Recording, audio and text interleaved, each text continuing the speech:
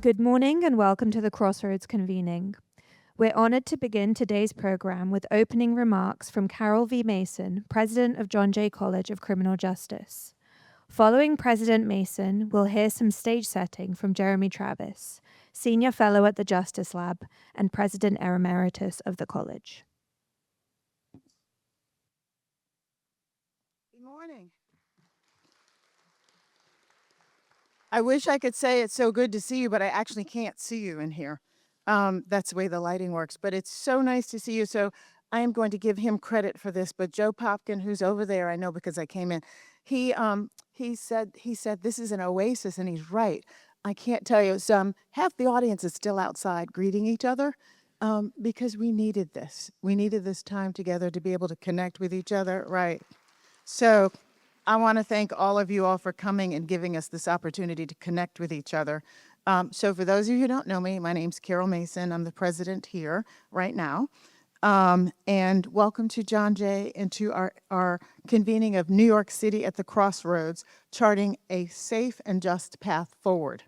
And this, I'm really excited, and the name of this is so appropriate. We are at a crossroads, and you know what? Because of all the folks in this room, our oasis, I know that we're going to meet this moment. And for those of you who are new to, I don't think anybody here is new to John Jay. Is there anybody new here to John Jay? Don't be ashamed. Raise your hand, because it won't be your last time. I didn't think so. But for those of you who are unsure, we are a college that takes pride in educating the next generation of justice leaders, from police officers to researchers to advocates, because we've seen the impact that our graduates have once they go out into the world. And I will tell you, that is what gives me hope. Every day, I have the luxury of walking these halls and knowing these are our leaders that will take us to the next place at this crossroads. Over the next 2 days, you're going to have critical dialogue about some of the most pressing public safety issues impacting New Yorkers today. We're focused on New York today.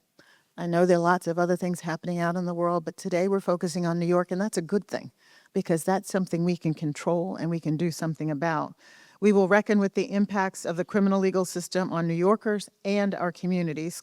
We will dissect the role that media narratives play in the perception of public safety in New York City, and we will learn about public safety programs and strategies that can keep our communities safe and thriving.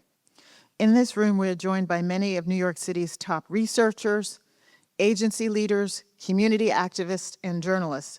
But we're also joined by concerned neighbors and parents, students who are the future of the city, and the public servants who are currently dedicating their lives to serving us.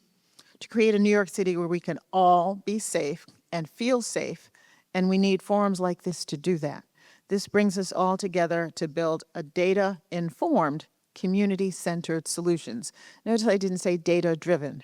It's data-informed, because data is just a piece. It's a critical piece, because it's how we measure what we're doing, but it should be a factor, and that's why this convening is so important, because your voices, your perspectives are so important to how we use that data to keep moving forward.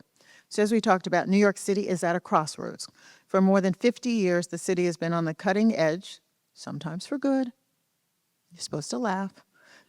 Sometimes not so good. Stop and frisk. Of the criminal justice and public safety policy practice. We hold a unique position as a large American city, I think the largest, and we are relatively well-resourced, racially and ethnically and economically diverse, and that's what makes this a really special opportunity, because we are a microcosm of this country, and we are filled with creative ideas and programs and systems of all kinds. And we've seen significant progress in terms of crime and victimization, reducing them, incarceration, hopefully continuing to reduce that, diversion, prevention, and reaction. And as questions of justice and safety once again come front and center in New York City, we find ourselves now looking back at our past, and there's such great value in looking back, because you can't know where you need to go without looking back and examining that. And that's part of what we'll do today. But we are looking back, but even more so, we're looking forward, and we're looking to our future. And I think our future is bright because of the oasis we've created in this room. So again, we want to look at what we've done, importantly, what we have learned, And what do we still need to understand? Because this is not a linear process. It's an iterative process where we'll have fits and starts going back and forward as we learn. And that's important for us to recognize that we may not always hit the mark, but what can we learn from it to continue to move forward? At John Jay, we are committed to the development of safe and just communities. It is part of our DNA, and it's everything in everything that we do. Today is just another example of our work to build partnerships, programs, and convenings at the local, state, and federal level, supported by our Future of Public Safety initiatives. This gives us the opportunity now to quote Rosanna Rosado, who heads the Division of Criminal Justice here in New York State. She calls us the United Nations of justice issues. And so her deputies got the Oasis, Rosanna's got the UN, but that's what we do. We form a place where you can have the hard discussions around how we create safety for all. And we in this audience, in this group, and at this college model for people, how do you have challenging conversations with people with whom you may not agree?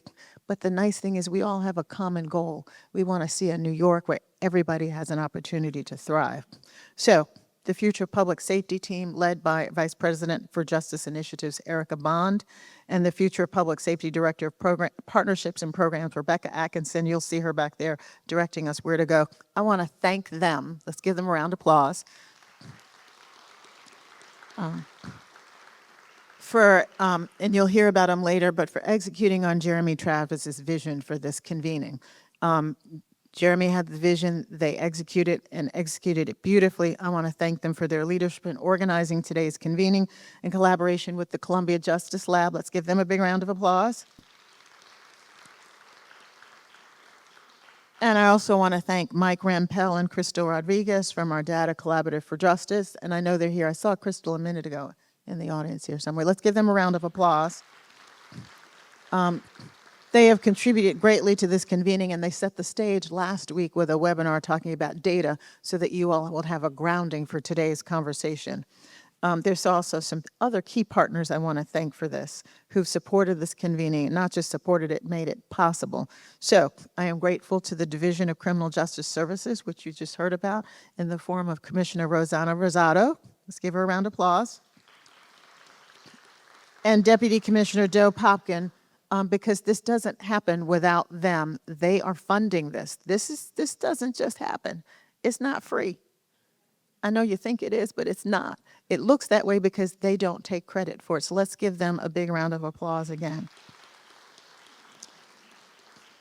I am also grateful for the Harry Frank Guggenheim Foundation for providing key funding for research that was released in conjunction with this convening. Again, I talked about the webinar that happened last week to give you some grounding. So let's give the Harry Frank Guggenheim Foundation a big round of applause as well. And so what I love about this convening is we give an opportunity for all of you all to see the wonderful work and research in action happening at John Jay. So all of our centers are represented in the conversations these next 2 days.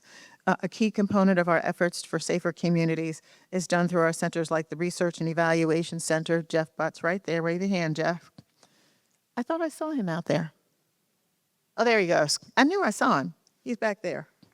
It's dark up here. It's hard to see anybody. And the Data Collaborative for Justice. I saw Mike Rampell and Crystal. Let's give them another round of applause. Which again released essential data and evaluations on public safety programs and policies. The National Networks for Safe Communities. Let's give them a round of applause. The Punishment to Public Health. I know they're here. Let's give them a round of applause. They all provide innovative and evidence-based technical assistance directly to communities to help reduce violence and improve police-community relations. And the Institute for Justice and Opportunity, I don't know if Andre's here yet, but his work is represented here. Let's give him a round of applause as well. They help individuals who are justice involved to get the support they need to succeed and thrive, especially in education. These programs and centers are not only crucial functions of our work, but they also are part of the backbone of the city, the justice backbone of the city. So today's Crossroads convening gives us the opportunity to showcase not just the work here at John Jay, but the work that all of you all do. in this room because you all are all integral parts of what we're going to do at this pivotal moment, this crossroads for the city of New York, and how we envision and how we model the future of public safety and justice for the country. As a former Assistant Attorney General, I didn't write this part. I have difficulty talking about myself, but I'm going to read it. As a former Assistant Attorney General, I have seen firsthand the devastating impact of our criminal justice system. That's true. When it was weaponized against communities instead of being utilized in service to our communities. And I will tell you that in that role was my education. Because I learned that you can't just do policy from on high, and money is policy. And so I had the benefit of having a $4 billion purse. I no longer have that, just to be clear. Right now, I have my hand out to support this work, and I'm grateful for our partners. But what it did is it gave me an opportunity to really understand the work that all of you all do, and it gave me an opportunity to rethink how we support this work when I did have that money. And that's why this future of public safety work is so important, because I know that we can't do this without partnership and collaboration. And that's why all of us are here, because together we're an unbeatable force for good. So give yourselves a round of applause. Because we're going to show the world how this is done, and how this is done in a way that everybody benefits and everybody thrives. And for me to have this opportunity to come from the Department of Justice to this role as president of John Jay College, for those of you who don't know me, I used to go to the Senate chaplain's Bible studies on Fridays when I was in DC, and he'd asked us to put something bold and impossible for us individually to do. And I have it dated. I put in there, I wanted to be the president of John Jay College one day. And I put that in there because under Jeremy's leadership, I saw what John Jay does. I saw the relationships and partnerships it brought together. And I knew my engagement in DC was a limited engagement, but I did not know then how important having this platform, this podium would be to continue the work. And one of the things that makes this place so special is all those partnerships and relationships that I developed when I was at DOJ. They're here and they've expanded because of this platform. And so I know I'm supposed to be talking about some other stuff, but I'm going to move now to talking about Jeremy, because this convening was his vision. And the reason why I know so much about John Jay is because of his vision for this place and what it could do in partnership with all of you all. The centers that I talked about that are so critical to the work we do here at John Jay and in this community and across the country and the world, he created those centers, not me. And the Future of Public Safety initiative that Erica and Rebecca lead is taking that to the next level of not only integrating what the centers do, but connecting it to the college and connecting it back to the community and the world. So we're going to welcome Jeremy to the stage. Jeremy, who was the prior president of John Jay College, has been a tireless champion of justice and research innovation over the course of his long and impressive career. And Jeremy, I know when they use those words like long and legendary, they're calling us old. They call me a pioneer all the time, and I was like, I think they just called me old. But we're not, are we, Jeremy? No, I'm answering for you. We're not. Among his accomplishments, he was, as I mentioned, the president of John Jay for 13 years. He led the National Institute of Justice at DOJ for 6 years, and he held senior roles at the NYPD, the New York City Mayor's office, and many other roles, including educating me about these issues. He helmed task forces and wrote books on a variety of justice topics, including reentry, juvenile justice and incarceration trends, and it's a testimony to his longstanding relationship with John Jay and his commitment and love for John Jay that he is back here in partnership with us to lead us in this convening for New York City at the Crossroads. So please join me in welcoming Jerry Travis to the podium. Wait, I move his space. Thank you.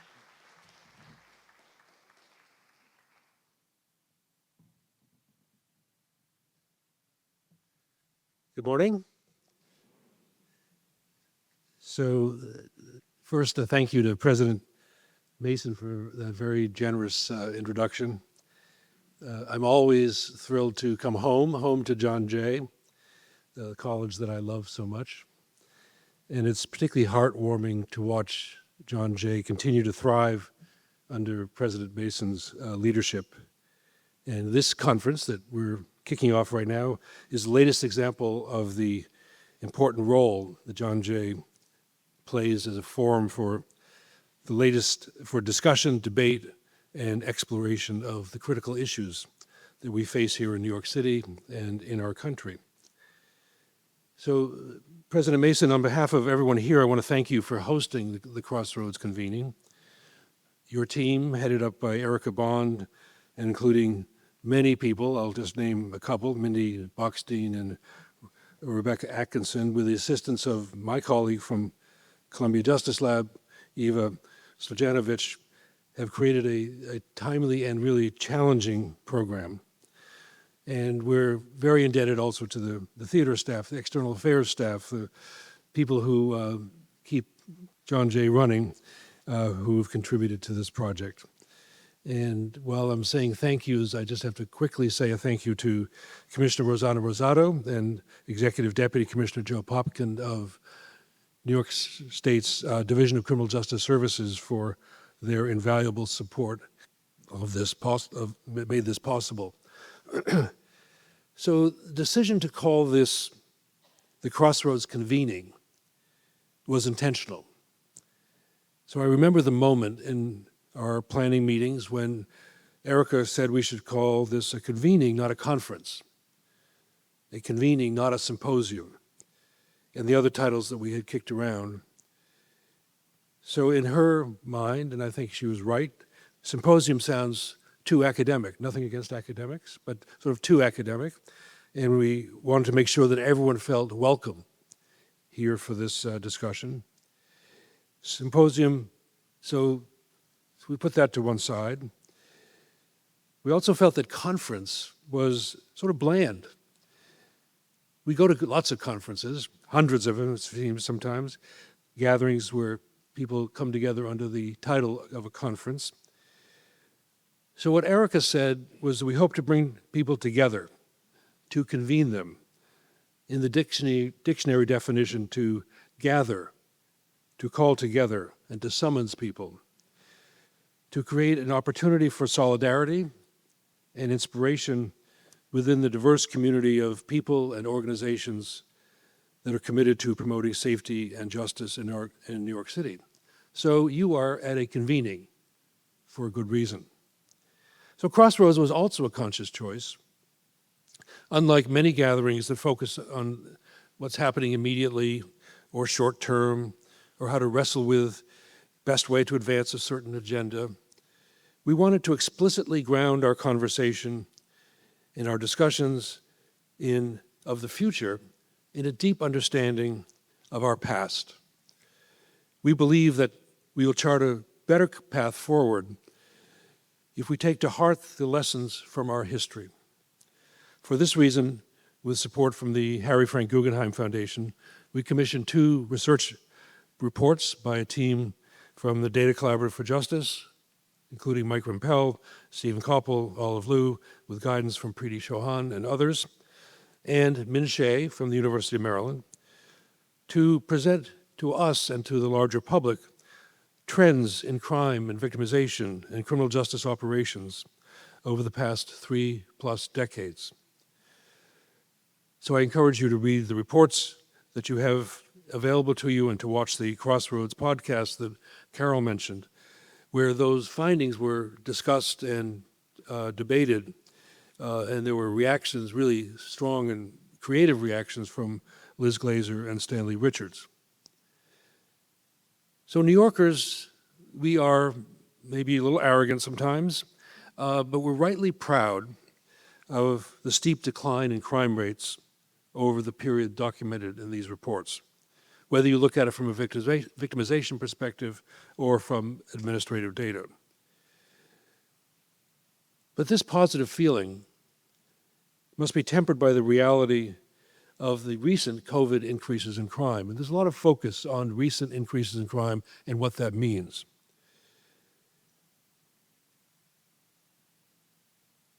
Yet our pride in the crime decline should not detract attention from the other trends that are visible in this report, other trends in our history that are nicely documented in these research reports. The research shows that, for example, victims of crime are less likely to turn to the police now than they've been in the recent past to report their crime. Why is that? They show also that the victims of crime have less confidence in the police to help them following their crime. Why is that? The reports also illustrate the damage done to individual New Yorkers, too many to count, and their families and their communities by, among other things, unconstitutional stop and frisk practices, high rates of pretrial detention, and harsh prison sentences. These policies have been particularly harmful for communities of color and have exacerbated racial disparities.